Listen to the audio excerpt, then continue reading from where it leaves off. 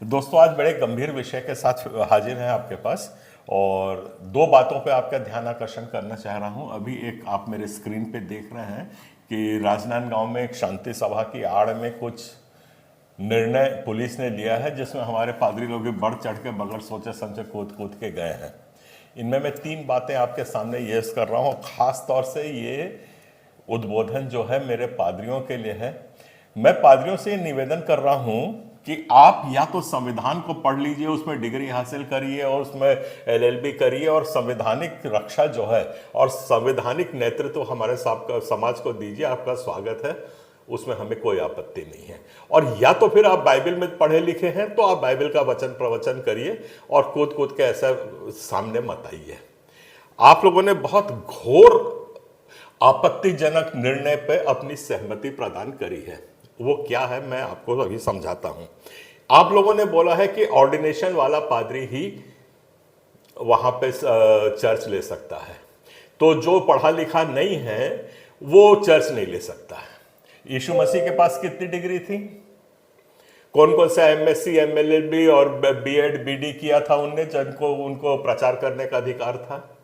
तो आज हमारे पादरियों को वो अधिकार नहीं है क्योंकि यीशु मसीह भी पढ़े लिखे नहीं थे। ये आप कहना चाह रहे हैं। दूसरी बात, आप ये बात कान खोल के एक एक आदमी समझ ले और सुन ले। आप लोग एक षड्यंत्र में फंसते जा रहे हैं। ये पहला कदम है आपके हाउस चर्च को बंद करने का, आपका ऑर्डिनेशन करके बाकी सब पादरियों को उसमें से हटाने का, सीन में से सब पादरी निकल जाओगे, आप लोग खत्म हो जाओगे। ऑर्डिनेशन पर अभी मैं फिर आ रहा हूं, तो बगैर सोचे समझे आप लोग कुछ इस किस्म की बातें और निर्णय ना लीजिए। ऑर्डिनेशन का मतलब होता है रिकॉग्नाइज्ड, मान्यता प्राप्त डिग्री अपना किसी भी धर्म में। मैं थोड़ा पूछना चाहूंगा, सिख धर्म में ग्रंथी कौन सा ऑर्डिनेशन कराता है, कौन सी डिग्री रिकॉग्नाइज लेता है? मुसलमान मौलवी जो होता है वो कौन सी रिकॉग्नाइज डिग्री लेता है? वैसे पंडित मठ का जो होता है, जो मठाधीश होता है, उसके पास कौन सी डिग्री होती है? तो एक आप ही लोग क्यों कूद कूद के डिग्री कर रहे हो, मुझको ये समझ से बाहर है। संविधान ने हमको समता का अधिकार दिया है, हम सब बराबर हैं। अगर जो मेरे ऊपर लागू है वो दूसरे पर भी लागू है। अगर मठाधीश बगैर पढ़े लिखे भी अपने धर्म का नेतृत्व कर सकता है तो ईसाई भी कर सकता है। और ये आपके चर्चों को रोकने का, बंद करने का एक षड्यंत्र है, जिसको पिछले साल हमने बहुत जोर शोर से लड़ा था उसको, और पुलिस को सारे आदेश अध्यादेश वापस लेने पड़े थे। समझ गए इस बात को आप लोग? आपका ऑर्डिनेशन बंद हो जाएगा। अब आ जाते हैं इस पे संविधान पे। संविधान ने क्या ऐसा बोला है कि मेरे सोचने की शक्ति, धर्म जो होता है वो सोचने की शक्ति को धर्म कहते हैं। मेरे सोचने की शक्ति डिग्री होगी तभी मैं सोच सकता हूं, और डिग्री नहीं होगी तो मैं नहीं सोच सकता हूं। ये आप कहना चाह रहे हैं। ऑर्डिनेशन का मतलब ये हो गया मेरे पास डिग्री हो गई तो ही मैं ऐसे ही धर्म के बारे सुन सकता हूं, सुना सकता हूं, प्रचार कर सकता हूं। तो ये सब गलत फहमियों से और इसमें से आप लोग निकलिए बाहर। और हाउस चर्च पे आ गए। हाउस चर्च बंद करना ही इनका पहला उद्देश्य है। चाहे वो विश्व हिंदू परिषद हो, चाहे वो कांग्रेस पार्टी हो, चाहे वो बजरंग दल हो, चाहे कोई भी शक्ति हो, हमारे हाउस चर्च पे ही सबसे बड़ा हमला है। क्योंकि आज सबसे ज्यादा जो वचन में आ रहे हैं इन्हीं चर्च की मेहनतों से आ रहे हैं, और बड़े छलता पूर्वक इन लोगों ने आज हाउस चर्च पे ही बंद करना। मैं हाउस चर्च के बारे में पूछता हूं, क्या हम घर में अपनी पूजा पाठ नहीं करते हैं? घर में हम आरती नहीं उतारते हैं? घर में क्या फिर हमारा बाकी समाजों का कोई प्रोग्राम कभी नहीं होता है क्या? तो ईसाई समाज के ही प्रोग्राम क्यों बंद होंगे?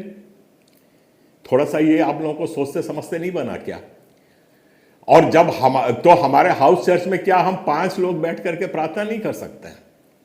तो इस बात से आप चेत जाइए। और पुलिस को भी मैं बता रहा हूं कि हम उसका काम है, कर्तव्य है कि हमारे संवैधानिक अधिकारों की रक्षा करे। अगर लॉ एंड ऑर्डर आपसे नहीं संभल रहा है तो आप बता दीजिए कि हम लॉ एंड ऑर्डर नहीं संभाल सकते हैं, अपना इस्तीफा दे दीजिए।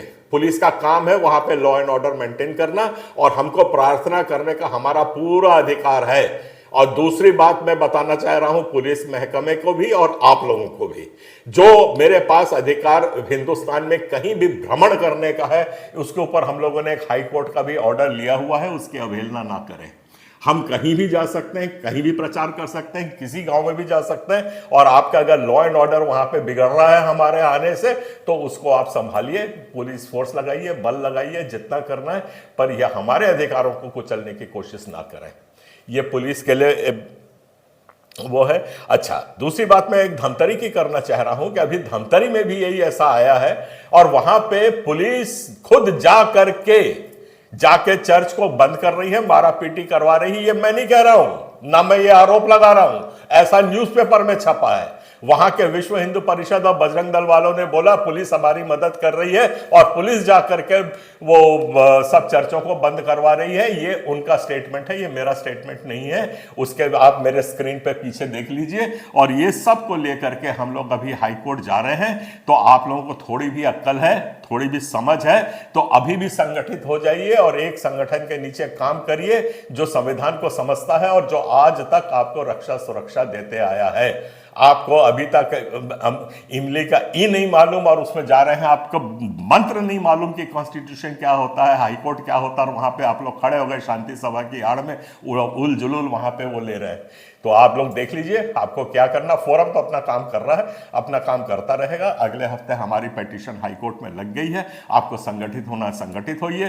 फेलोशिप ले लेके अलग अलग दौड़ना है, खूब अलग दौड़िए। जितने चर्च बंद करवाने हैं आप लोग करवाइए, जितनों का सिर फोड़वाना है, एक की तो हत्या हो गई है, अब आप लोग सबकी एक कोने से यहाँ पे सब मारा पीटी हत्या चालू होगी।